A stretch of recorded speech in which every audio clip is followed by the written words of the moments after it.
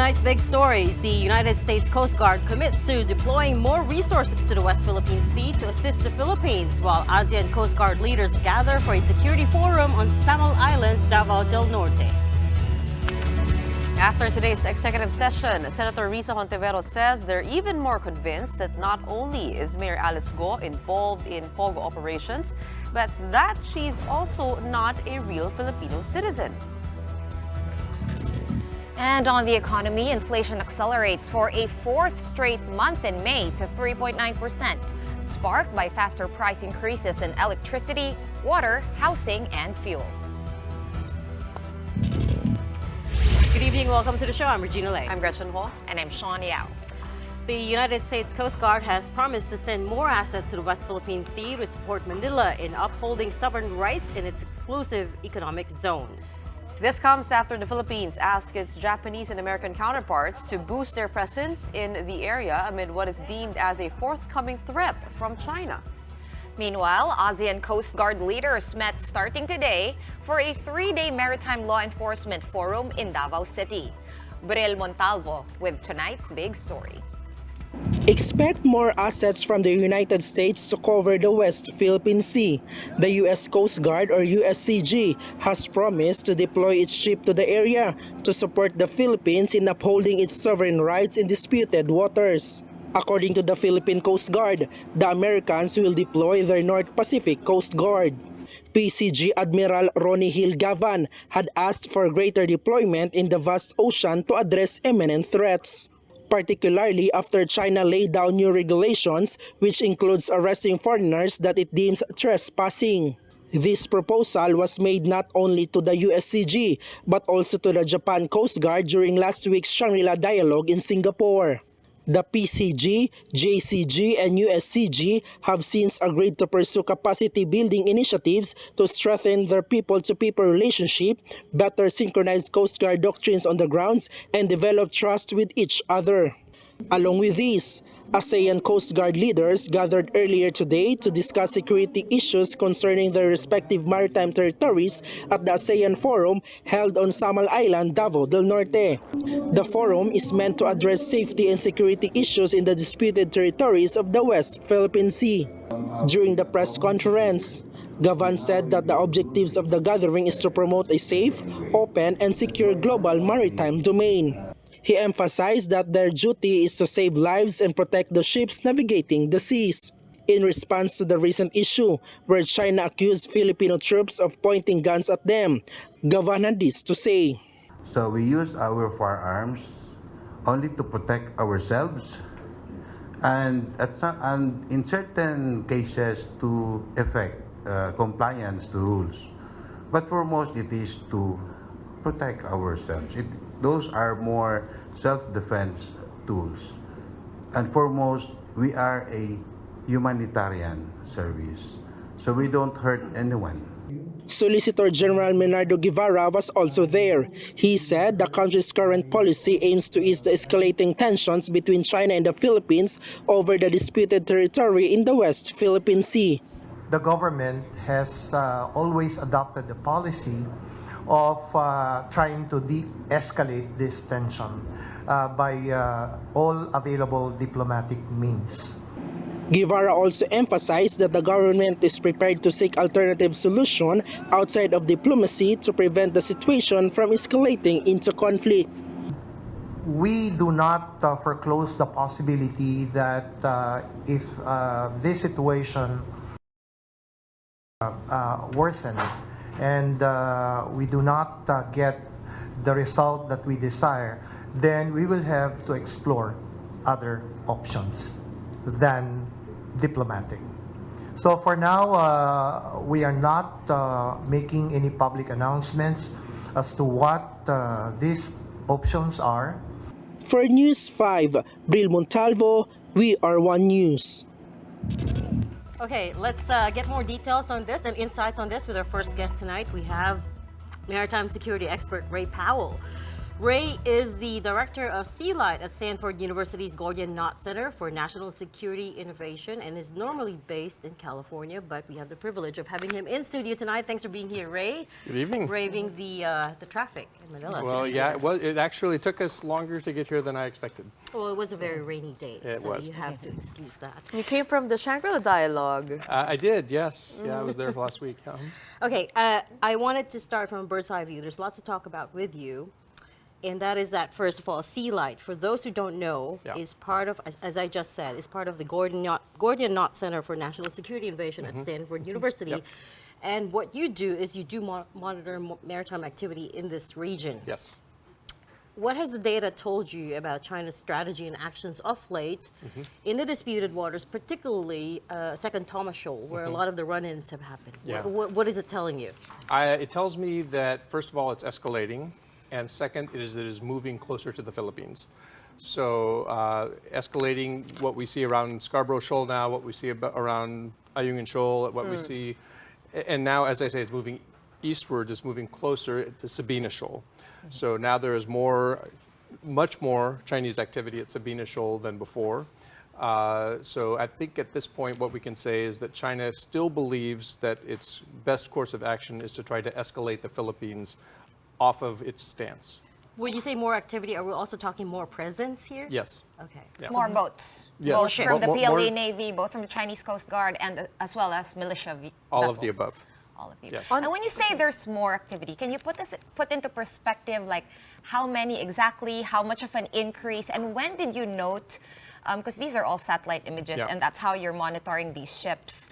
And can you tell us at which point you started noticing that more and more ships were coming? So I would go all the way back to last summer. Sure. Because that's when I saw China begin to push a lot more, especially of the maritime militia, down into the Spratly Archipelago. And I think it was in response to much of what the Philippines was doing in terms of when it was resupplying and also trying to show the world what was happening during these resupplies. And so the 5th of August, during that particular resupply, that was the first time that the water cannon was used against a resupply mission. And that was after China had already pushed a lot of those ships down into the southern part of the West Philippine Sea. But then recently, I've seen the escalation, first of all, I'd say within the last month and a half or so, the escalation by Scarborough Shoal, and then even more recently by Sabina Shoal. On the regular, is there a number of, do you have a range Yeah. of number So of ships? it's always a little difficult to count because not all ships broadcast, the automatic information system broadcasts that they're supposed to, Yes. and then some are actually of a size that they don't have to, so they don't. So this makes it a little tough. At any given time, I would say up at Scarborough Shoal, we're probably upwards of, say, 10 to a dozen ships patrolling between, and right now it's even elevated more because we just started a major rotation. So usually what happens is additional ships come in, they overlap for a few days, and then some go home. And so I think we're right in the middle of one of those.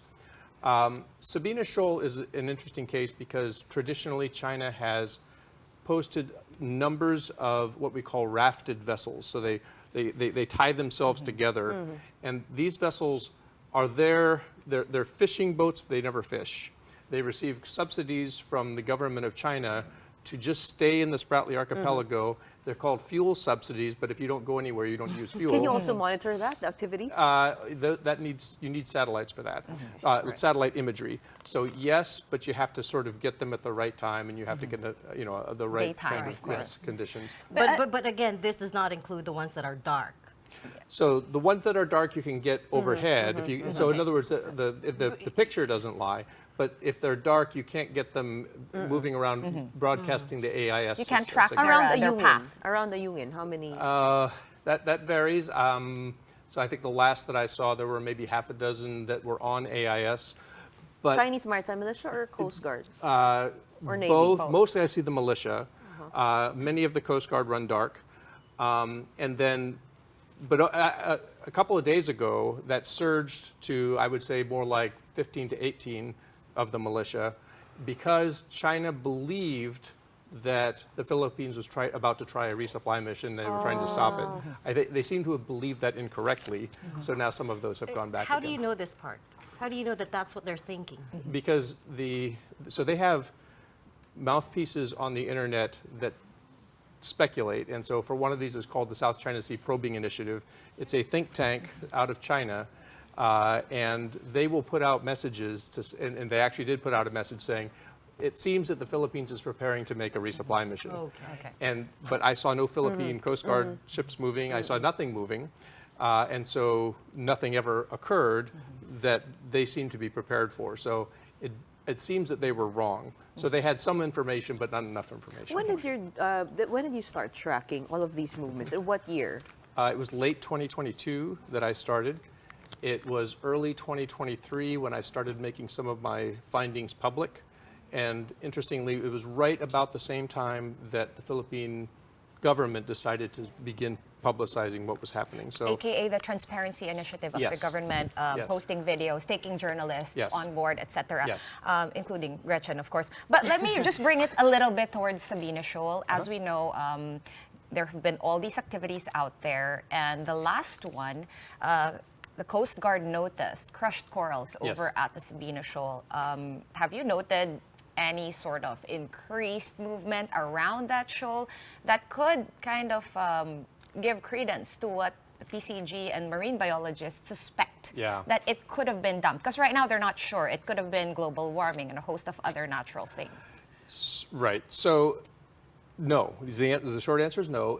But that's not surprising. In other words, that doesn't really tell you very much, because if a vessel was going there to dump dried coral in that place, it would not broadcast on it would be dark, right? So, and it would probably also know that there were certain times of day when you wouldn't necessarily want to be out in the open so that a satellite can take your picture. So it does. So I don't know that that means anything. It just means that we don't have anything yet. Okay. Just to put that into context as well, Sabina or Escoda Shoal is just 75 nautical miles Yes. off the coast of Palawan. Yes. Right. And This so is why they're quite worried about that area. It is the closest major feature to Palawan. Right. Right. What sort of activity are you tracking there? Because all the attention has so far been on Second Thomas Right. and Scarborough. Yeah. So, in the middle of last month, BRP Teresa Magbanwa, one of the Philippines' two 97-meter Coast Guard vessels, the largest, the most modern the Philippines has, deployed out to Escoda Shoal Correct. and began to keep an eye on what China was doing there. They were concerned about this, Correct. this reports of the dumped coral and whether China was making sort of preliminary steps toward some kind of reclamation. And so it has been there ever since. And in fact, they just posted pictures of a change of command that happens that happened there, which indicates it's not planning to leave anytime soon. At that point, the Chinese presence expanded from just those rafted vessels that sit there and don't do very much to the active maritime militia, usually two at a time, and at least one China Coast Guard vessel. And those vessels have harassed Teresa Magbanwa pretty regularly, oftentimes going as close as 50 meters passes by it in different directions. So they're trying to send a message that they're not very happy that it's there. That's beginning of this year. It's actually since mid-April. Since mid-April. Yep. Okay. Are these vessels mostly around the contested areas? Or what is the scope of what you're able to track? Is it the whole South China Sea? Are you also tracking other oceans? So I focus mostly on the South China Sea, in part because that's where my interest lies, in part because that's where my expertise lies. I do occasionally look at things happening up around Taiwan and in other places that I think that deserve my attention, but my expertise You is like less the in easy those. regions, don't you? What's that? You like the conflict-free regions, the easy places. Well, so I mean, what drove me into this, right? What drove me into this was looking at this problem of gray zone aggression and not seeing a lot of good answers coming from the United States or the West or the, other places as to how do you push back? How do you? And one of the conclusions we came up with at Sea Light was, this is going to sound really profound. Go ahead. Gray zone actors thrive in the gray zone because the zone is gray. If you can turn on the makes sense. lights, if you can turn on the lights, that changes the game. Which is Sea Light. Sea Light, that's exactly where it came from. Yep. So Sea Light was formed and inspired because of what China's been doing. Is that correct? Because of what China's been doing and the fact that they've been so successful when nobody talks about what they're doing. Right, so as long as things are quiet, they can keep taking. We often will refer to this as salami slicing. You take a little slice and another little slice and another little slice, and as long Before as you know it, it's gone. Right, exactly. We referred to your work several times already on the show. We actually use your data. But we have to bring up some questions that have been thrown at you. Please. And your interest in studying the South China Sea. One of which is you spent a 35-year career in the U.S. Air Force. I did. And there are speculations that Sea Light and Project Mushu is actually U.S. government funded, that it is related to the U.S. Naval Institute Maritime Counterinsurgency Project, and that your research, as they claim, attempts to incite public opinion and push for governments of countries in the South China Sea to become hard on them. I mean, okay, I can unpack that for you. Okay, so yes, I worked for the Air Force for 35 years. I draw a pension from the Air Force because I, retired from the Air Force. So I do get government money in that sense, but I would get it regardless of what if I was handing out shopping carts at Walmart, I would still get that money. My project actually is unfunded. We get a lot of help from organizations that do so. For example, we have an arrangement with a very interesting satellite imagery company called Skyfi, which gives us some free access to satellite imagery in places where they would like to sort of demonstrate that they can deliver very good satellite imagery at cost to people. So we get we have arrangements with different companies. We also have a relationship with Stanford through which we can get some other satellite imagery. The Gordian Knot Center does or has in the past received money from the U.S. government. And they're correct when they talk about the Office of Naval Research. It's on the website, right? Unfortunately, the Sea Light has got none of that. It's not that I would not turn it down if they gave it to me. I mean, there's nothing wrong with using money to expand our operations. At present, however, we are almost entirely unfunded. I volunteer my time. Sometimes when I'm able to travel, I travel on other people's dime, other people's, in order to sort of give a talk or something like that, but not because Sea Light gives me. But your website says that you also use commercially available technology. Yes. Which means our government has the capacity to obtain it also. Is it similar to, for example, Ray, planes, you're in the Air Force. I use Flight Radar 24 to track my flights, to track my loved one's flight, so I know if it's on time, if it's coming, if I need to go to the airport early, if I can be a bit more late. Right. Is So it kind of the same open thing for source, boats? Yeah, it's just... So that technology exists for ships.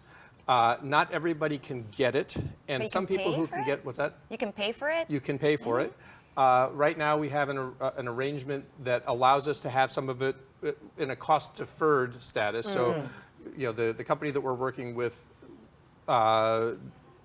is asking if we can pay for it eventually, and we'll say maybe eventually we'll get some funding, and they've been very patient with us and very good. But would you know if the Philippine government has the capacity to track what you're tracking? The Philippine government, so many governments have access to those kinds of things. So the Philippine government, through an arrangement with, for example, this is not a secret, the Canadian government, since in the past year, has given something called dark vessel detection to the Philippine government. And Sea Vision comes from the United States and is a platform that can find a lot of these things.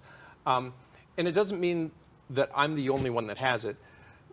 The advantage that I have is that I don't work for the government, which is funny to say as a person who worked for a government for 35 years. But I don't have anybody in between me and the public. So I didn't have to ask anyone's permission to come on your show today. Yes, correct. And if I want to put out a tweet that says this is what I see, I can put it out. And even if the U.S. government or the Philippine government or any government says, I don't like that you did that, they can't stop me because I'm a private So citizen. bottom line, you're not a CIA spy? That's what everyone's been saying on Twitter /X. And then also, just to put it on the record, you are not being funded by the Philippine government. No.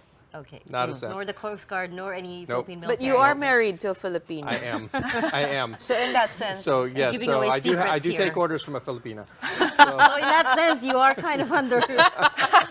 No. I wanted to come back to the transparency point because you wrote a paper about what you call the Philippines' assertive transparency Yes. campaign. Again, as Shawn was pointing out, that has to do with filming and documenting everything that happens at sea, all the encounters, taking journalists on the missions, and so on and so forth. Basically, shining the spotlight Right. on what's happening out there, and on China's aggressiveness. Yes. I have to ask: is it really working, or is it Okay. only serving to Yeah. anger Beijing even more? Good question. And inflame tensions even more. Yeah, in fact, that's why we wrote the paper. And so the reason was because certainly the Philippines is taking on risk by shining the light, right? So the question is, what does the Philippines get in return? So what we propose is that the Philippines sets 3 conditions for future success. And it doesn't mean that the Philippines will ultimately succeed in any particular way, but it's certainly these 3 things are happening. One is it is increasing the Philippines' national resilience, which means, for example, there are increased budgets for maritime security.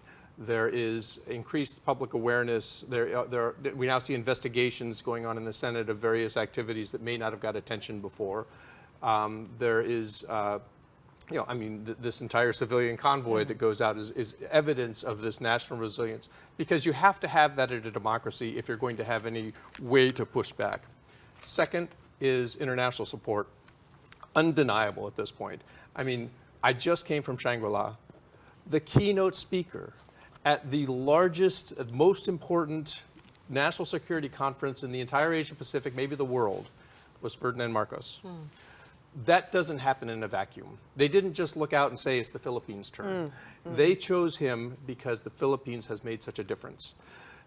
We've seen pledges of support in radars and ships from Japan. We've seen dark vessel detection from Canada. We've seen Australia, the UK, exactly, France. all of those things. The trilateral summit that happened in the United States and came back with the Luzon Economic Corridor.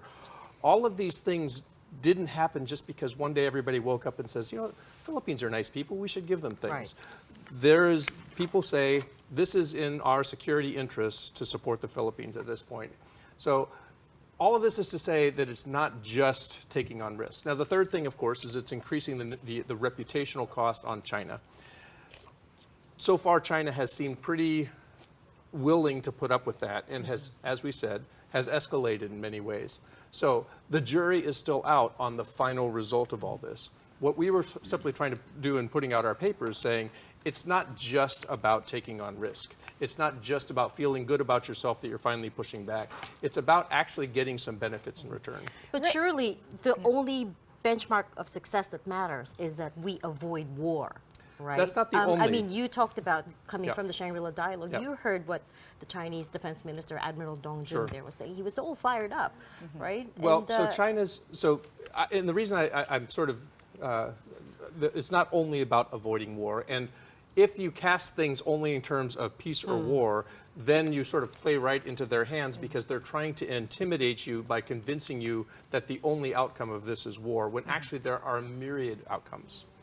Okay, really, really quickly, I Sure. just really wanted to ask you here, while you were here in the Philippines, in our studio, as we know, I think it's pretty much fact that Vietnam has actually occupied more features than China in the disputed waters, in the disputed territories. What have you noticed about the movements of Vietnamese vehicles, or vessels rather, vis-a-vis the Chinese ones? Are they similar to what's happening between the Philippine-claimed areas?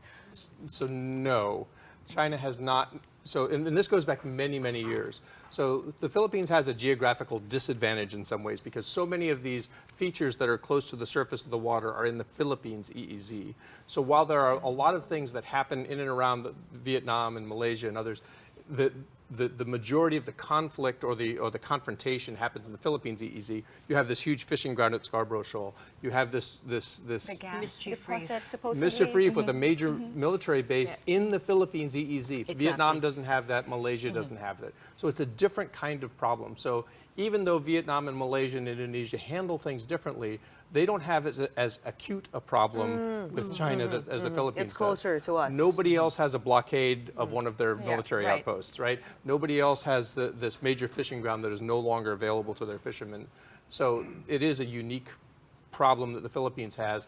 And if you have other Southeast Asian nations wagging their fingers at you saying, you're not as smart as we are because we're better at handling it. Say, okay, tell me what it's like when they start blockading one of your military outposts, and then come back and talk to me. What's happening in Taiwan, over in Taiwan? China is increasing pressure in a very similar way. They're using the pretext of different things that happen, like the death of 2 fishermen in February, or the inauguration of another president they don't want, as excuses to sort of gradually keep tightening and tightening. So it is a pressure intimidation campaign. How are the number of vessels around that area? I mean, they just held the largest military They drills did. They in just the waters of Taiwan. As far as specific numbers of vessels, I don't quite watch that as closely as I do the Philippines. So. Which one's the bigger flashpoint at this point, do you think? I think it feels like it's a bit of a toss-up. It depends on how you ask the question. So the issue with Taiwan, of course, is that China has clearly set its objective to absorb Taiwan. Whereas with the Philippines, it's not obvious that anyone is ready to there's no invasion of any particular place that is imminent. What China is seeking to do is get the Philippines to abandon certain outposts or, abandon Ayungin Shoal, abandon Sabina Shoal, those kinds of things. Whereas with Taiwan, they really are having to take an island of 25 million people. That's a much different kind of problem. We could talk about this with you all night. Unfortunately, that is all the time we have for today. We hope to get you back in the studio another time. Ray Powell, Maritime Security Expert and Director of Sea Life. Thank you for shedding a Thank light. you so much. In the dark seas. My pleasure. So poetic. Up next, we'll bring you the highlights of the Senate's closed-door executive session with Bamban Mayor Alice Go. More details on that when we return. Keep it here.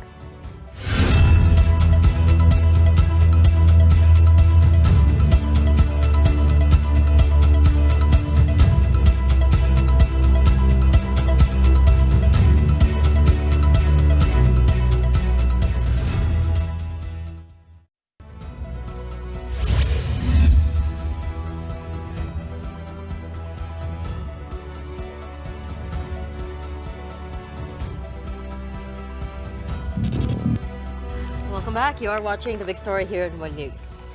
Senators conducted the closed-door executive session today as part of their ongoing investigation into Bamban Mayor Alice Go. Afterwards, Senator Risa Hontiveros, who led the probe, said it convinced lawmakers even more that not only is she involved in POGOs, but that she's also not a real Filipino citizen. Ria Fernandez with that story.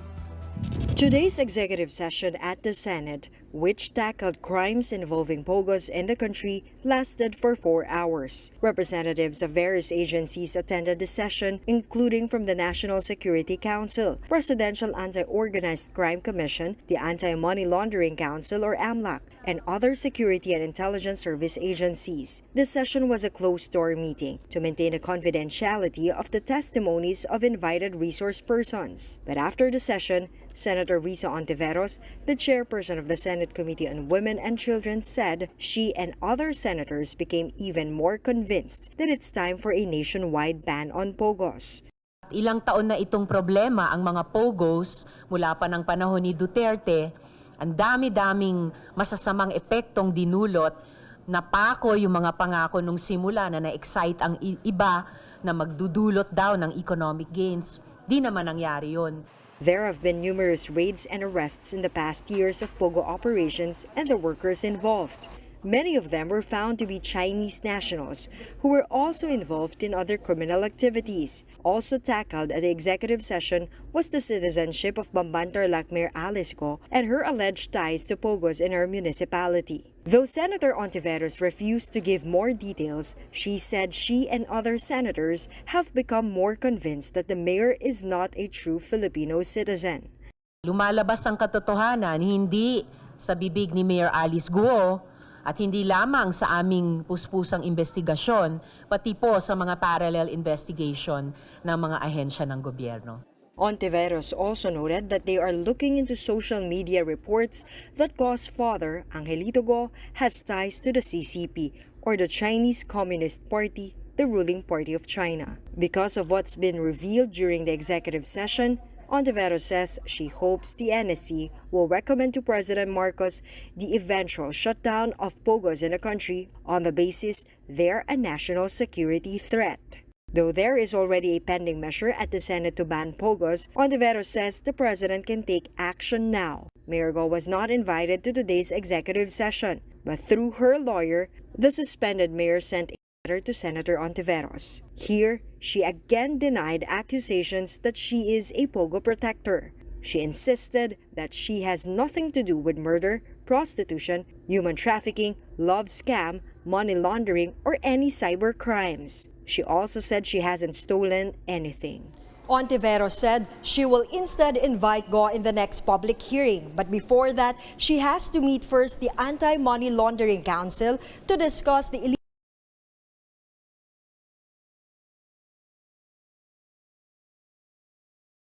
are involved in a money laundering scam in Singapore. For News 5, Ria Fernandez, We Are One News. Spot of bad news. Inflation accelerated for a fourth straight month in May, driven by a faster pace of increase in utility and transport costs. Let's look at the numbers. Inflation clocked in at 3.9% in May, a slight increase from the 3.8% logged in April. The latest inflation print falls within the government's 2 to 4% target band, though, and also within the Bangko Central's projected range of 3.7 to 4.5%. Food inflation slowed for the month of May to 6.1%, down from 6.3% the previous month. And that's because of slower price increases in vegetables. The government continues to keep a close watch on rice prices, especially after the newly imposed tariff cut. For its outlook, the Bangko Central said that risks to inflation continue to lean toward the upside, with possible further price pressures from higher transport costs, elevated food prices, higher electricity rates, and the increase in global oil prices. Nonetheless, the central bank expects average inflation to return to the target range for full year 2024 and 2025. Checking in on the currency, the Philippine peso continues to sink, hitting a 19-month low for a third consecutive trading day. The local currency closed at 58.78 against the greenback today. Ouch, is all I can say. We've been talking a lot about artificial intelligence lately, with many companies saying they have begun looking into it. Now, remember, Microsoft also said in a survey that 2024 was the year AI in the workplace gets real. Well, one conglomerate that's putting its money where its mouth is Aboitiz. They've gone and set up a whole separate arm for AI called Aboitiz Data Innovation. And tonight, we're joined by ADI's CEO, David Hardoon. David, thanks for being with us. Thank you for having me. Good evening. Coming again, the same thing as I said to Ray. Thanks for braving rainy Manila traffic, rainy weather traffic. It was fantastic. It's part of the experience. Okay, let's set the context here. What is ADI? What are you trying to do? Yeah. So ADI, in short, Aboitiz Data Innovation, was set up to really kind of understand and solve one element in terms of everyone's been talking about data. Everyone's been talking about AI. But how does it, in the end of the day, really help a business? And from what we care about, ultimately, in terms of customer engagement, revenue opportunities, operational efficiency, P&L, effectively. Now, it's a conglomerate. It's a vast organization. So it could be things such as predicting the quality of shrimp. It can be from customer engagement in terms of financial products. If you think about BSP, at the end of the day, there's a massive effort in terms of financial inclusion. How do you do that when you have customers who don't have a historical record in terms of bank accounts? That's AI at the end of the day. And then I'll give you one last example, which I absolutely love, in terms of energy, power, predictive maintenance, making sure that we're mitigating brownouts and making sure there's stability. Are any power plants here using that? Because Yes. we just had a brownout earlier and I had to reset the breaker. Well, that's one of the things that we're rolling out right now. We just had an announcement a few days ago about Project Archangel, which essentially is creating the first smart power plant with a digital twin. So that will be coming up very soon. And essentially, if you think about it, we want to make sure that we're creating immense amounts of data assets. We're collecting data.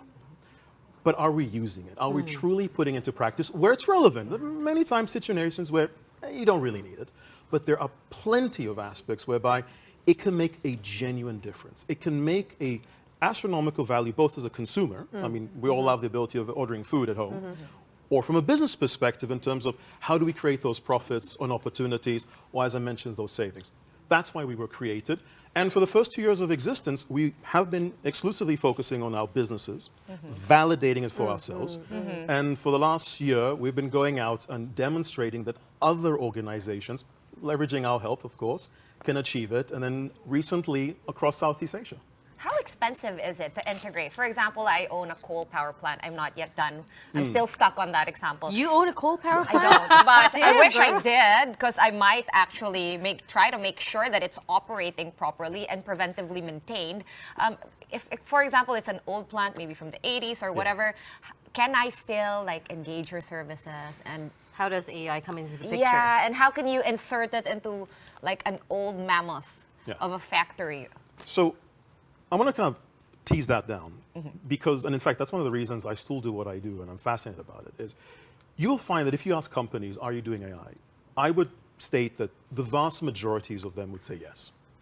However, if you ask them, are you using it on a day-to-day basis? Are you making decisions? Is it operational? They'll go, well, it's still experimentation, it's still a pilot, there's still a sandbox. So the thing that we've been focusing on, and I'll get to that aspect of the question, is how do we make it real? Now, what you find is, while there is a lot of emphasis and focus in terms of data, collecting it, putting the environments in place, using it, but there's also the aspect of the process. Does the engineer know how to use the information? How do they translate it?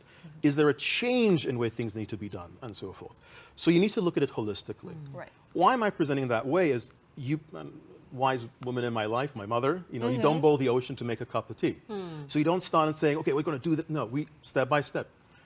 I would argue that you already have a lot of sensors in place because a lot of equipments come with it. Are you using it? Are you collecting it? If you don't have those sensors, you may need to put them in place, step by step by step by step, as well as realizing if actually you maybe want to replace the whole machine altogether. Have you had to place engineers who understand AI and data across different businesses to be able to operationalize the technologies? Yes, yes. And that's exactly that bridge. It's not just about the AI technical data element. It's also about understanding the domain. So one of the things that kind of makes us, I would argue, slightly different is that we're not just service providers and techies, which many times I refer to me as myself as one, or geek.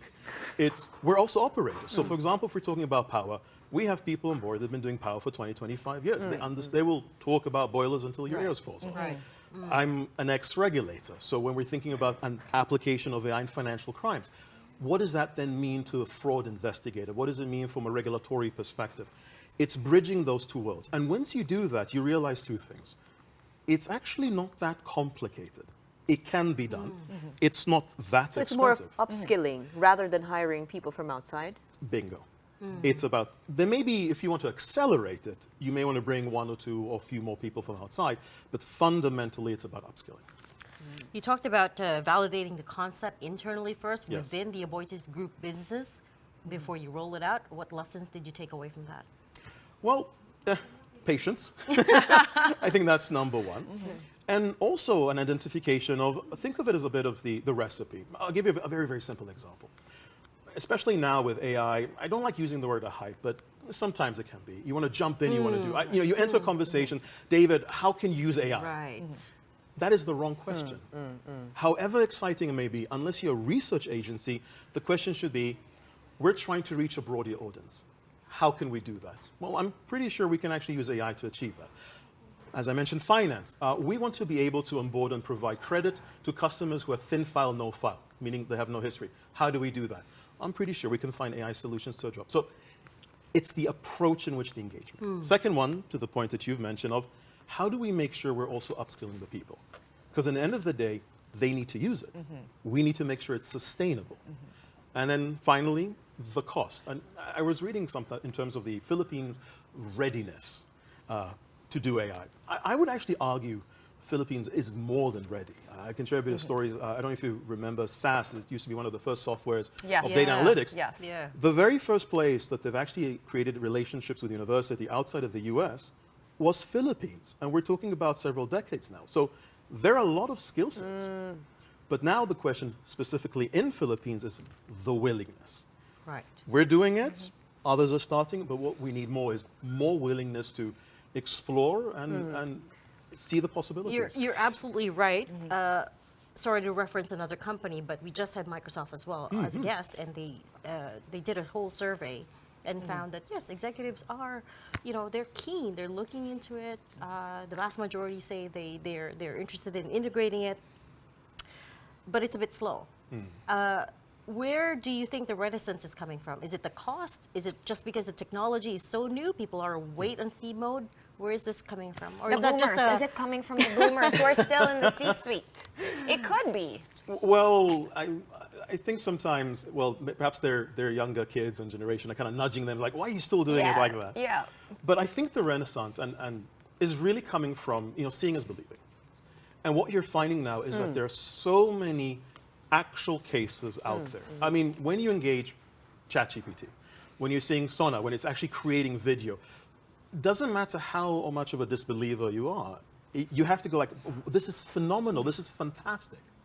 So that's also the approach that we've been taking. And in fact, one of the things that we've been doing over the last 3 years, in fact 4 years, because this really was incubated in the bank, Union Bank of the Philippines, is we've been very public about it. And the reason we were very public about it is because we wanted to look at what we're doing. It may not be applicable to you for one, but if we're willing to take the risk and it's successful for us, try as well. And if it wasn't successful for us, learn. Help In us your believe. experience, Help us. in your experience, to tie into what you, I think, is going to ask, in your experience here, at least with Philippine companies outside the Aboitiz group, how willing are these companies? And can you tell us if they're big, medium, or mostly like, I guess majority of Philippine companies fall under MSME? So we've really been having a fantastic series of conversations. And there isn't even a uniform to it. It's from even other conglomerates that we've been working with. I'm a big believer of frenemies, if I use that kind of joking term, to government agencies, to smaller startups. We've been talking to all of them. It's really the question of the entry point. And that's why I mentioned it's really, really important to go, how can it be this relevant to you? How can this be relevant? And then what's the aspect of starting? Is the starting point training? Is the starting point looking into your system and your architecture? Is the starting point just doing a proof of concept, but thinking of already the process of, if this is successful, how it be used? Let me give you another, if I may, example. We love examples here. One of our businesses, which is our cement group, I still remember it. We said, okay, how can we use AI? How can we help them process? So when we sat down back then with the CEO of the time, he said, David, one of the challenges I have in terms of the process, just to share very briefly, and by the way, cement is the second most used substance outside of water, is they make many, many, many samples, wait 28 days, and destroy it. Because it's extremely important to know what's the strength of cement. AI, in the end of the day, is simply the capacity to find a pattern. Et voila. Long story short, ability to predict what is the compressive strength in advance. 50% reduction in energy. Wow. Reduction in wastage. Quantifiably measuring 35 kilotons reduction in CO2 emissions. Nice. I was going to say that hits the environmental targets as well. Amazing. And I will be honest enough to say we didn't even start thinking about that. We really were thinking about the money, how much we can save on doing So it. how much have you saved? We've saved in the 7 digits. It really was significant. In fact, it's deployed and operational in all the manufacturing plants right now. AI data, when done right, and I know that's a bit of a loaded statement, but when done right, pays for itself. Because how can you not do better when you know more? AI is about knowing more. Knowledge is power. If I'm a new business, where do I start? I mean, you talked about starting points. Yeah. Does it differ from a business to the other? Is it all about convincing, for one, my superiors, the funders, the investors to invest in this technology? Is that the first case that you need to solve? I would perhaps start one step before.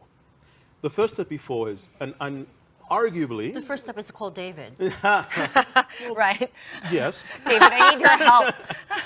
It's, well, what's the business objective? What is it that you're trying to do? And again, it could be as simple as the bosses require me to increase my revenue or my sales target by 50%, by 5%. Compress, literally, what is that underlying objective? Second question is, have we been collecting data? Have we been storing it? Have we not? Because why that becomes really important is because if you don't really know what you're trying to achieve, I would kind of say, don't even go down that path. Focus on what is it that you're trying to achieve. Second question, which will impact the investment of, is there data? You know what? Don't even worry about how much. Is there? That then results to the ability of saying, okay, If I'm able to achieve a 10% improvement, I will save this much. You see what you've done now? You literally know if it's going to cost me $1, but I can make 5, it pays for itself. If I'm going to only make half a centavo, but it's going to cost me 1, you know what? Maybe it's not worthwhile. That is the underlying secret. And once you do it, that's why I mentioned it becomes a bit more obvious. It's still difficult, it's still convincing, but it becomes easier. Right. When he talks about it, it becomes so simple. I know. I mean, that's So why. I told you, call David. Talking about what you're trying to achieve, ADI is trying to be ambitious about this whole thing. Yeah. You're not just targeting the Philippines No. market. You're targeting all of Southeast Asia. Give us a better sense of what the AI race is looking like in ASEAN and where the Philippines stands. So one of the exciting things that I really believe Philippines has almost I would argue an edge, even over countries like Singapore, who is technologically has been adopting AI for quite some time, is that there's the opportunities here. Real opportunities with very quantifiable value. Like I mentioned in terms of cement, I didn't even talk about the shrimps, we have stuff across the board. Those are the real examples. As I mentioned, the challenge of making it real is not unique to Philippines. Everyone has the exact same problem. Well, and that's what we've been finding. When we're talking to companies, financial institutions, power companies across the board, that's exactly what they're asking us in terms of, well, how did you make it real? Can you help us accelerate? Can we minimize the risk? Suddenly we're in a position whereby Philippines is exporting the know-how to deploy Because there are AI. applications already here. Exactly. What are digital twins? So a digital twin, and this is a really fun thing, is effectively replicating anything. It could be literally from a studio, from a person if you're looking at medical, it could be a power plant, digitally, down to the minute detail. Why? So that then if you're able to monitor it, you don't have to be physically in the plant. You can digitally review it, identify if there's an issue, all the way. One wonderful example is you could zoom into a 1 millimeter pipe in a center of a plant because it's been replicated. So now your ability to oversee, understand, and operate becomes, well... Does it like adjust someone real time? That's the goal. That's the objective. But David, let's talk about like setting up that virtual model or the digital twin. Do you need like the blueprints, especially like here in the Philippines? Sometimes you have blueprints, but you realize the ducting for the air conditioning units were never in the blueprints to begin with. Do you use LiDAR or any other sort of tool? Exactly. That's why many times it isn't the AI, it isn't the data. It's the process. It's the alignment with what you think and what it is. And in fact, at times what you find is that is really the investment. I mean, I don't want to throw more jargons, but there's something known as technical debt, whereby you kind of have to, like you just said right now, realize, oh, actually the duct is not where we thought it is. That's the technical debt to update your blueprints. It is extremely important, but again, it's a worthwhile investment. It is. I want to give you one more example, if I may, which is one of the things of exports out of the Philippines that we've been doing as well, and where it can also help people, us. One of the projects we're working on, it's not deployed yet, but one of the projects we're working on, we call it Project Salvation. We're using satellite information, geospatial, topological information, weather, to predict landslides. Wow. Now, having that ability to be able to identify a risk of landslide before it occurs, from an equipment point of view, from a planning perspective, and more so from saving lives. Right, right. Now- Also forms part of the climate smart agriculture space. Right? So AI can be used in elements of, as I mentioned, from a revenue all the way to genuinely saving Can we lives. do that in the West Philippine Sea? I knew she was going to ask Yeah, for sure. because she's producing a documentary in the West Philippine Sea, so I knew she was going to ask that. As long as there are patterns. And data. Okay. And data. We are going to have to leave that there. Good to hear that the key message is that there are plenty of opportunities. AI is not a threat. Thank you so much for your time today. David Hardoon, CEO of Aboitiz Data Innovation. All right, just some good news before we go, because I really love ending Wednesdays on a good note, especially rainy ones. Quick reminder that June 17 has been declared a regular holiday in observance of the Islamic Feast of Sacrifice, or Eid al-Adha. And that is our big picture tonight. The Eid al-Adha is one of the two major holidays for Muslims. It falls on the 10th day of the final month in the Islamic lunar calendar. Eid al-Adha commemorates the willingness of Ibrahim, or if you're Christian, Abraham, to sacrifice his son as God commanded. The Islamic holiday is usually usually lasts for 3 days and is marked with prayers and family gatherings. June 17th is the day. There won't be traffic for you going to work because it's a holiday. For all of us, because we still have to work. Right. We still have to put out the news. But there won't be traffic. Because I'm really insistent that we're going to end this on a good note. Oh, that's true. All right, that's it from the big story tonight. Can you predict traffic? Oh, yes. Oh my God! He's predicting yes tonight. We should have you all the time here. We are One News You outside. should try to fix traffic first. Oh. That would be a good might proof not of be able to concept. afford And then we can adopt you as a Right. full-fledged Filipino. That's right. Thanks for tuning in. Have a great night.